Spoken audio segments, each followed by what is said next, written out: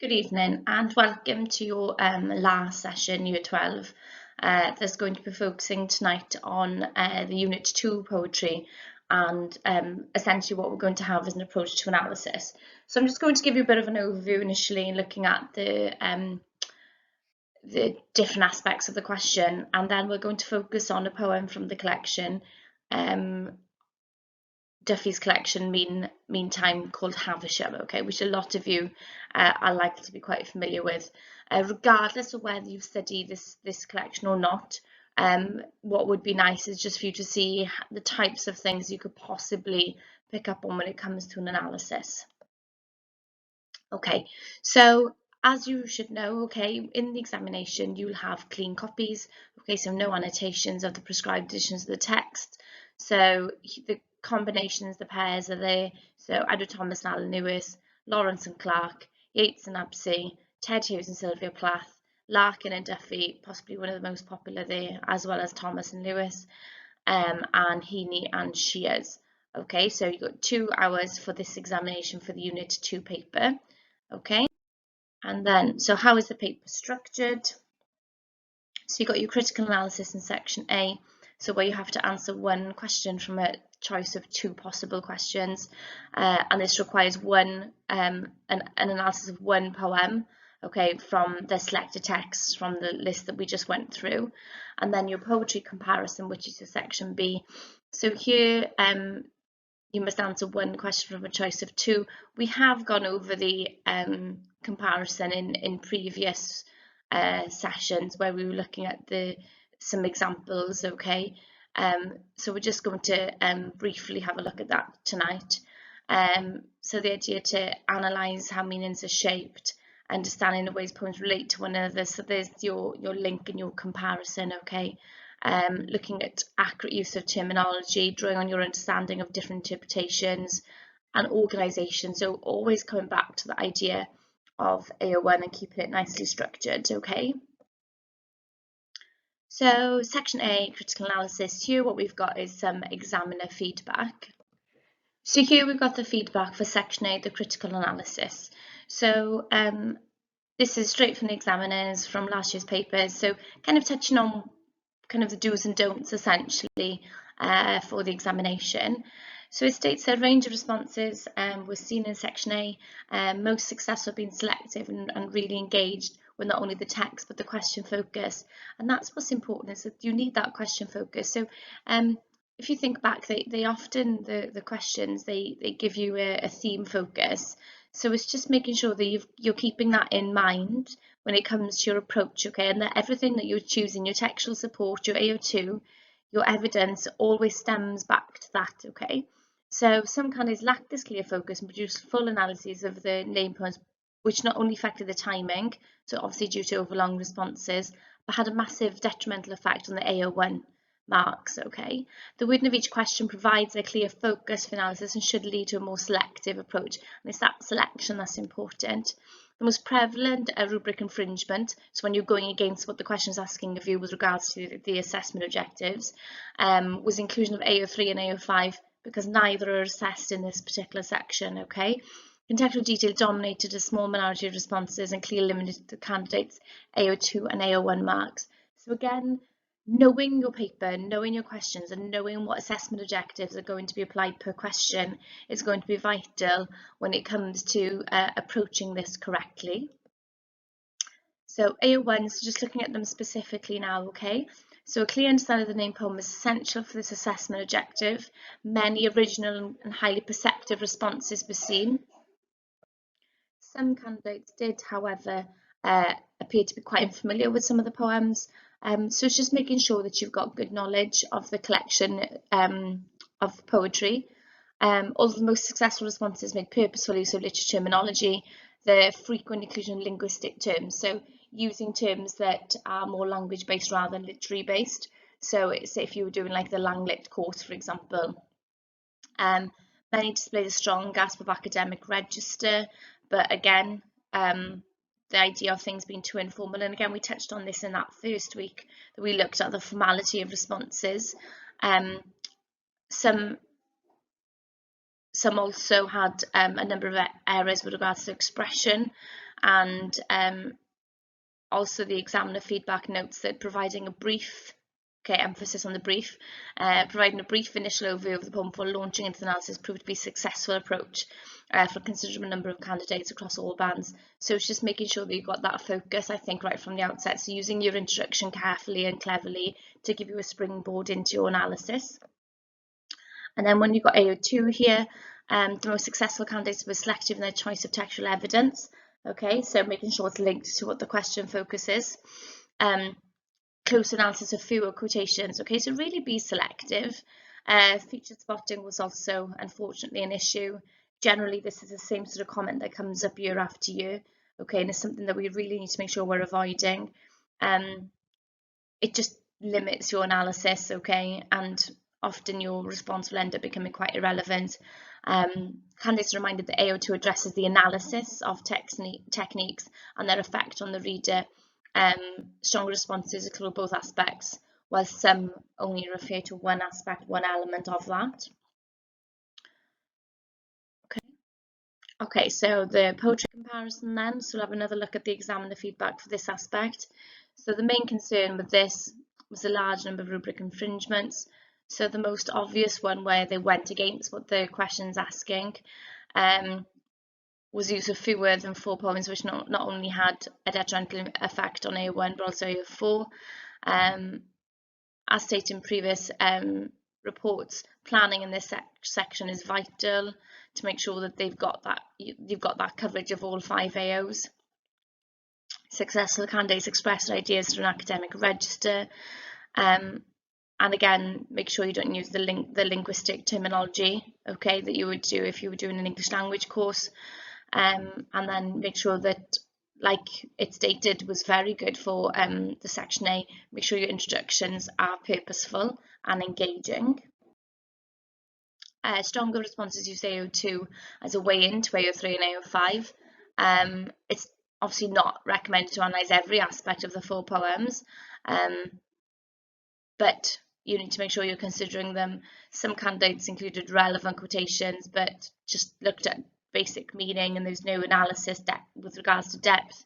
And then obviously some excellent responses looked at things like structure, and then on Jean-Beaumont, Caesura, often a little bit more unconvincing. So make sure if you're going to be making reference to those terminology choices that you know the impact of them, and what the author, the poet, is trying to do when including them, okay. AO3 then, here, what we've got here, it states that many candidates include detailed and specific contextual details, but obviously make sure that you look at them being linked to the text and the task. Nice range of contextual detail beyond biographical. Some essays, though, unfortunately, the detail was very sparse. AO3's were 20 marks. Essential that candidates include focus and specific references to the context. And again, like we've repeated a number of times, I think in every session that we've had, the task, text, context approach is what's going to work best for this, okay? AO4 with 30 marks in this section. We need to make sure that it's very well planned, okay, to make sure that everything, all of the AOs are being considered. Strongest answers link specific quotations, use of techniques and structure, and discuss the different effects on the reader. Sentences remind the linking poems with the same poem provides a limited scope for discussion. Many examples of essays that name 4 poems but the final pairing was barely referenced due to issues of timing. Okay, so this definitely had an impact then on AO1 and AO4, because if you don't get to the comparison part of your essay, if you're leaving it until the end and you run out of time, then obviously it's going to have a detrimental impact. AO5, some really perceptive candidates dealt with this element of confidence. Only a very small minority of candidates forgot to include or didn't include AO5. And obviously we need to make sure that we've got good critical discussions and just those autonomous reading. So, and like I've said before, remembering to use aspects such as, the tentative language choices in your own analysis. Okay. Okay, so now we're going to look at a poem called Havisham. Majority of you are probably familiar with this, or even the sort of story behind it. So Havisham, written by Caroline Duffy, it comes from the collection Mean Times, and we'll have a read of it first, okay? Beloved sweetheart bastard, not a day since then I haven't wished him dead. Prayed for it so hard I dark green pebbles for eyes, ropes on the back of my hands I could strangle with. Spinster, I stink and remember, whole days in bed cawing no at the wall, the dress yellowing, trembling if I open the wardrobe, the slewed mirror, full length, her, myself. Who did this to me? Puce curses that are sounds, not words. Some nights better, the lost body over me, my fluent tongue in its mouth, in its ear, then down till I suddenly bite awake. Love's hate behind a white veil, a red balloon bursting in my face. Bang! I stabbed at a wedding cake. Give me a male corpse for a long, slow honeymoon. Don't think it's only the heart that breaks. Okay, so there's your poem by Duffy. Okay, so like I said, it comes from the collection Meantime, and the speaker of this dramatic monologue is the fictional Miss Havisham, who comes from Dickens's Great Expectations, his novel. Okay, if we just look at the title Havisham to start with, okay, as you can see, there is the removal of Miss from the title. Okay, and like it states here, okay, one of the most memorable characters who was jilted on her wedding day. So she's in this sort of state of limbo, okay, because decades later she's still wearing her wedding dress. She spends the remainder of her life decaying in her dress, kind of amid the remnants of her wedding breakfast. And the figure from the novel spends the time grooming her beautiful but cold adopted daughter Stella to take vengeance on all men. Okay. Okay, so when it comes to the form of Havisham, it's split into 4 stanzas, okay, each of which has quite a clear, distinct theme. So the first stanza, you've got kind of this real sense of hatred for her former lover being expressed. Secondly, we've got one that deals with kind of the symbolism of the dress that she wears. Third is her sort of dreams and her distorted sort of fantasies, which could be perceived as being a little erotic. And the final stanza shows this kind of picture of her broken mind, okay, and how she's been so severely affected by the loss of her partner and the way she was simply, like I said, jilted at the altar. Okay. So the poem opens with beloved sweetheart bastard. So here what we've got, okay, with the beloved sweetheart is it opens with that oxymoronic statement, and it reveals clearly the hatred that she feels for him. Okay, so ironically though, beloved sweetheart, we sense initially, okay, if we were just quickly reading this, suggests it's going to be a love poem, but it's definitely not. Okay, and the inclusion of the phrase bastard is shocking. Okay, and then you've got the plosives, the B words, okay, reflecting the shock that she has, okay, and it's almost as though they're being spat out, okay, which creates most definitely this bitter and quite sort of caustic sort of tone. Okay. Not a day since then I haven't wished him dead. So again, what we've got is another minor sentence, okay, and like I said, okay, there's no predicate. She's too full of bitterness to bother with grammar here.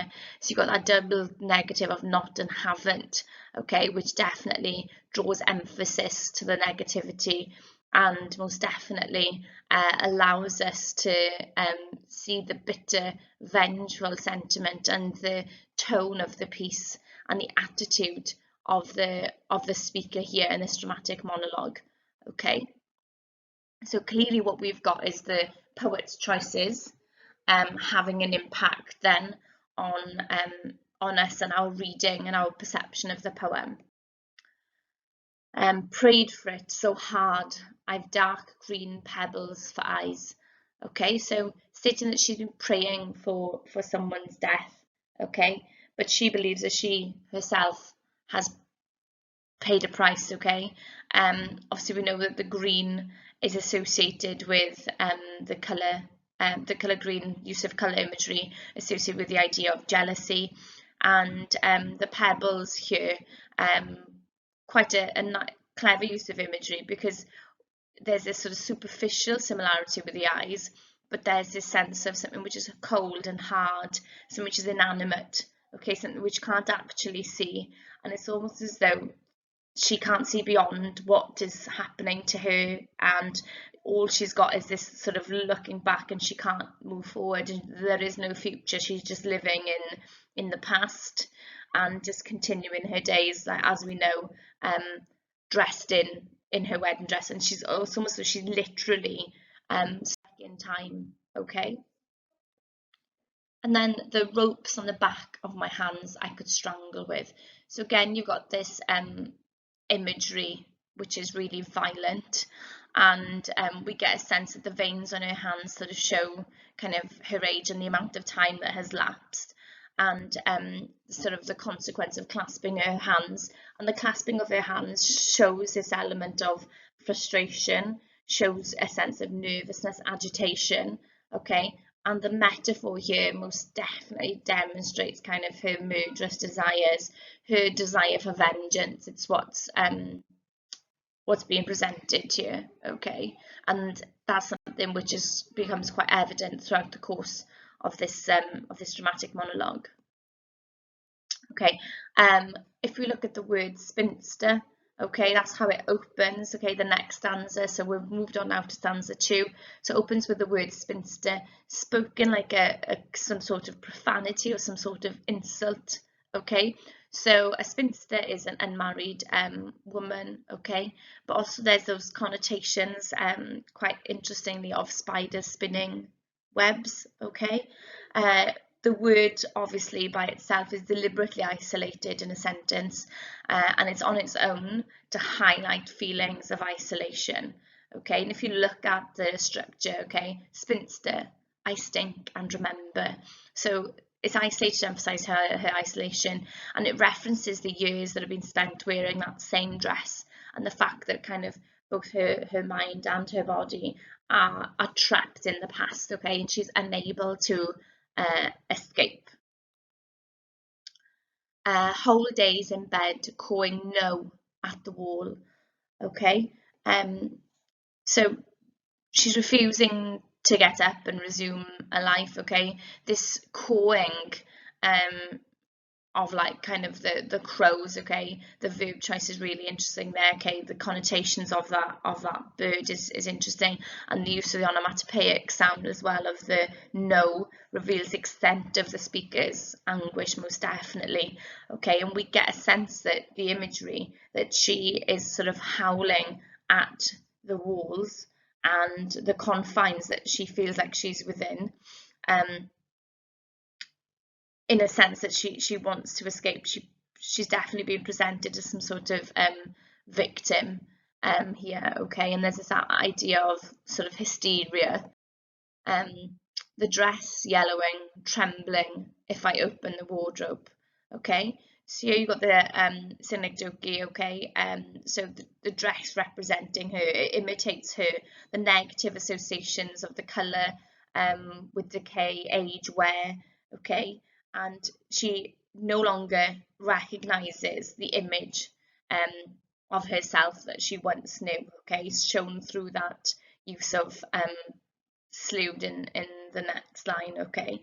And most definitely, like I said, she's presents herself as a victim, okay. So the slewed, like I said, suggests this sort of quite distorted view, and the her, myself, who did this to me, okay, suggests that she does not initially recognize her own reflection, okay.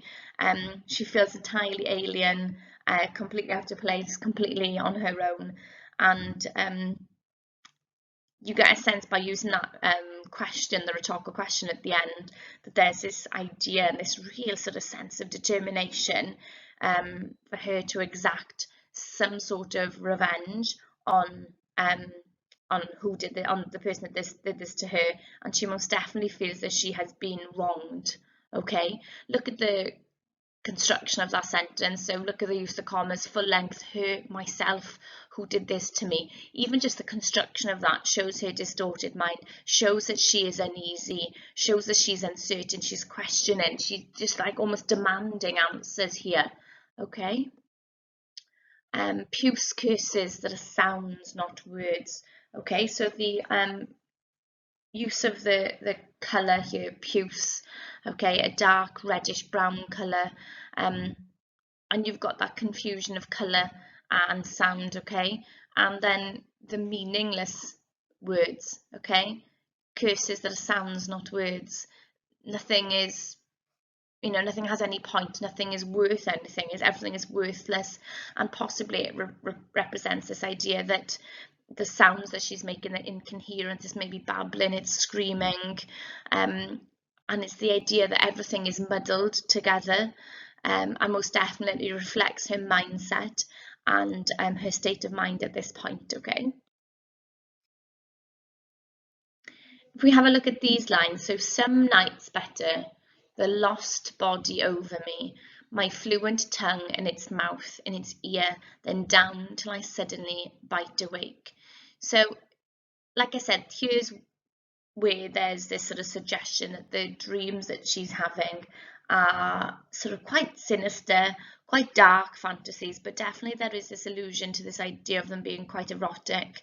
The specific word choice we've got here, so things like lost, shows that there's this element of frustration. Her fluent tongue, okay, so possibly, you know, that's in great contrast to what we've just heard, where there was this kind of incoherent noise and the kind of babbling. So maybe this is like thinking about the past reflection, and this is like her being fluent before language had failed her. And then the pronoun then in its ear, okay, definitely dehumanizes him, okay, makes him seem sort of monster-like. Down is also a little bit sexually suggestive, possibly. And then you've got that bite, okay, that sudden violence. And then it links then into the next stanza, where it begins with loves, and then you've got the use of enjambment that's used, okay. So if you remember in the examiner commentary, there was references to caesura, references to enjambment, okay, and the problem with that was, yeah, great, you can identify it, but there was no real consideration as to what the impact is. So what we'll do now is we'll have a look at the impact of enjambment between the end of the third and the beginning of that fourth stanza, okay. So love then down, love's hate behind a white veil, okay, a red balloon bursting. So love's hate behind a white veil. So the enjambment between the two stanzas creates this sort of pause, and it creates this distinction almost between love and hate, two conflicting but really very close emotions, okay, and most definitely what's been established is this idea of tension, okay, and the purpose of the enjambment here, like it was in the previous stanza as well, is it links the stanzas, it allows them to be connected, and they're being connected through these, you know, paradoxical imagery choices of love and hate, okay, and it presents how inextricably linked these emotions are. Okay, we've got the use of that imagery there, okay, with love's hate behind a white veil, Okay, so behind a white veil, obviously, what we've got is this reference to sort of the typical wedding imagery. You've got the connotations with the colour imagery of white, sort of the idea of purity, a sense of honesty, a sense of openness almost, okay? And what she's doing, we get a sense that there's this idea of she's hiding herself, she's trying to conceal herself, okay, which is conflicting when we think of the imagery choices that she's making. So most definitely goes against some love's hate, so hidden, okay. So definitely we get a sense that there's this desire for vengeance, this desire to create an argument in a sense here, okay. A red balloon bursting in my face. So again, we'll have a look at the colour choices, okay? So the red balloon, possibly quite an interesting colour if we think of it as a wedding celebration. Typically the colour red wouldn't be found in a kind of a wedding, traditional, typical wedding breakfast, okay? But what that makes clear to us is that red balloon, okay? It represents or symbolises her heart, the colour imagery, okay? Again, we've got that use of enjambment between the lines, okay, a red balloon bursting in my face. And then we've got that real short sentence, okay? So the use of the pause there, the plosive B sound of bang, and the use of the onomatopoeia create a really explosive impact, okay? And it really highlights how she feels entirely let down, and she feels like her whole life has come to an end as a result of this man's actions. Okay, so the symbolism that's being used there is really clever. Okay, so you've got the use of the bang. The bang itself, the onomatopoeic, is quite violent because the bang represents sort of like gun violent. Okay, and then I stabbed at a wedding cake. Okay, if we think of like the traditional imagery, okay, it's something the couple would do together, the cutting of the cake. But notice the choice of phrasing here, I stabbed, okay. Again, you've got the violent link to the words here, okay, and it's not at my wedding cake, at our wedding cake, it's a wedding cake. So it takes away the emotion from it, and there's this sense that she is seething, there's real anger, and there's real desire to seek vengeance being presented here. Give me a male corpse for a long, slow honeymoon. Okay, so give me a male corpse. So this most definitely subverts our usual associations of kind of what a honeymoon is and what a honeymoon is about, okay, with the joy and happiness, and it makes it something really quite menacing, okay. So you've got the use of the indefinite article, so any dead man will do, so the use of the male corpse. Also, if we're thinking of it in context of the novel, we're definitely having a look at the link between her vengeance with regards to the character of Pip. You've got necrophilia, so subverting one happy image with a macabre, menacing one. And then this use of the imperative verb, okay? To whom? Give me, okay? So who is she speaking to? Okay, remember that this is a dramatic monologue, okay? So who exactly is she speaking to? When she's commanding, give me, we've got to consider who is being spoken to at this point, okay? And then don't think it's only the heart that breaks, okay? Another imperative verb, again, possibly we could consider that she's speaking to the reader. The repeated plosive here could obviously suggest the idea that she is extremely upset, and we get a sense that she's possibly sobbing here, okay. And then it makes us consider, it really makes us question what else is broken here with regards to this character of Havisham, okay. Besides her heart, what else is broken?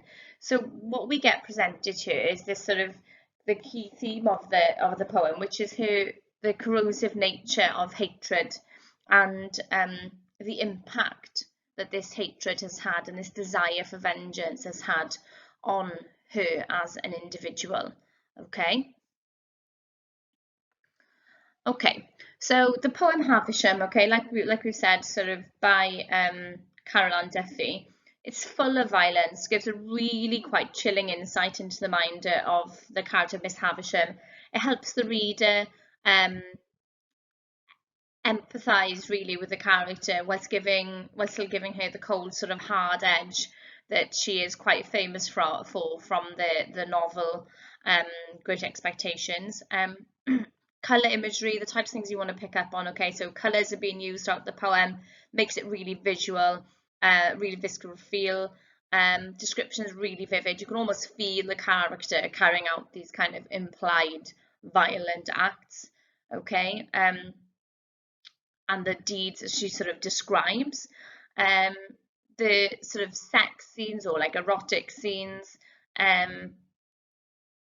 and implied violent acts are really quite kind of evident for us to see. And what Duffy has managed to achieve here in this poem is to take an existing character, so that of Miss Havisham from Great Expectations, and to sort of imitate their inner voice.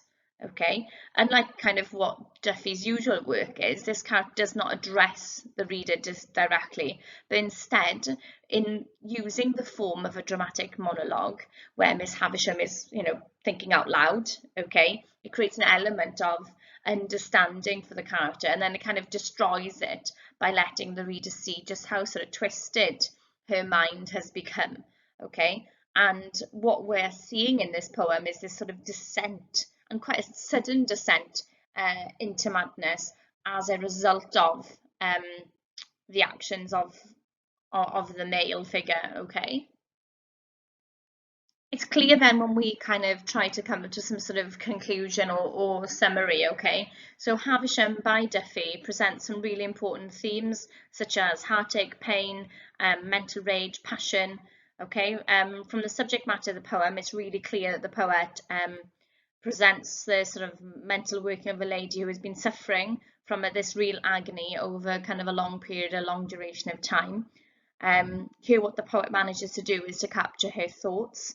Her heartache, though, forms kind of the basis of the emotions, and it generates this real extreme frustration and this kind of uncontrollable rage for the person who has caused her such a massive degree of pain. And you also get like this kind of depiction of pessimism after being betrayed, okay. And what you'd pick up mainly from this is the diction choices in the poem, so passionate, okay, and most definitely referencing kind of her heart and the idea of her heart being broken, okay. So as we know, told from the perspective of Miss Havisham, that a twisted character from the novel, this poem, is presented as four stanzas, written in free verse, no rhyming pattern, okay? And the poem is dark and angry in tone, and it contains explicit language, which most definitely helps to emphasise the anger that Miss Havisham and the character of Miss Havisham felt, okay? Okay, so what we've got now, just for section A, excuse me, is an examination response, okay? So we'll have a quick read through this, and we'll have a think about kind of the commentary on it, okay? So this is looking at a poem from Duffy's collection, okay? So the poem is called Confession. So in the poem Confession, Caroline Duffy explores the theme of religion and portrays it in a sinister way. She links religion to death and how you are persuaded to punish yourself for this, for sins that may not be all that horrific. In the first stanza, Duffy instantly links religion with death when she writes Dark Cell. This is similar to a description of a coffin in which you are trapped in until you release your sins from within. The word dark is sinister and makes the reader think of a nightmarish scene where you're trapped in darkness alone with a hidden man who works your conscience. This implies that it is torture in the dark cell where you were to come to terms with your sins. Duffy uses the senses to emphasise that it does smell like a coffin. The word coffin illustrates how death is linked to religion. The coffin is where you go to bed at peace, which is why the confessional is described as one. It should be a place where you find peace, but for Duffy, it was a place of torture. Duffy uses it to show when the person is talking to the Father, bless me, Father. This portrays that they have given in, that they wish to be rid of their sins, so that they may die at peace with themselves. As you can see, there are some sort of speech bubbles, and here what you'd have is the examiner commentary. And there is this effort to engage and some good textual selection, but possibly starting to be a little bit repetitive with that first point linked to the coffin, okay? And the second stanza, the poetic voice is persuading the sinner to tell their sins or they will go to hell. They question just how bad have you been, which portrays that people are expected to have done bad things. Religion, especially Catholicism, which as a child Duffy was a Catholic, expects humans to sin, therefore must punish themselves for what they have done. This is shown when Duffy writes merely to think of a wrongs as evil as doing it. This portrays that our thoughts must always be pure, which goes against human nature. The word evil portrays that even the slightest wrongdoing can be punishable. This implies to the reader that religion is very dark and strict and that people's lives must be lived within the rules. Religion also contains rituals, which is said when the poetic voice says, recite transgression in the manner approved. This illustrates that not only are you expected to sin within religion, but you also to cleanse yourself. So a bit more focus here, okay? And tracking nicely through the poem, making some really nice choices with regards to textual support, okay? If we skip on a little, where the next sort of speech bubble is. So this shows that Duffy has used a children's tale to describe how the poetic voice is feeling. This implies that the poem, and notice the choice of words here, okay? So this implies, this suggests, okay? It is assumed, okay? So quite tentative and sort of sitting on the fence a little, okay? And then if we look at just the way it closes, so overall Duffy portrays religion as an obsession with death and cleansing yourself. So clear question focus throughout, okay? That focus on religion is shown throughout the course of this response. Switching between the father and the child to emphasize different perspectives of religion by using different perspectives. Duffy portrays religion to the father as a healing process, but the child as a constant reminder of death. Okay, so there's that response, okay, and here what you've got is, you know, a mid-band 4 response, okay, something most definitely to aspire to, because there is mention of symbolism, there is mention of sort of what the poet was trying to achieve. It does touch on technique and terminology, okay, but what's clear here is the question focus. So AO1 would be really strong for this response, okay? If you read through that and you just highlighted the links to religion, you'd see that it was sort of hitting it and kind of ticking that box constantly, okay? Right, thank you very much, Year 12. Pob lwc i chi yn y dyfodol. Gweld chi eto cyn bo hir.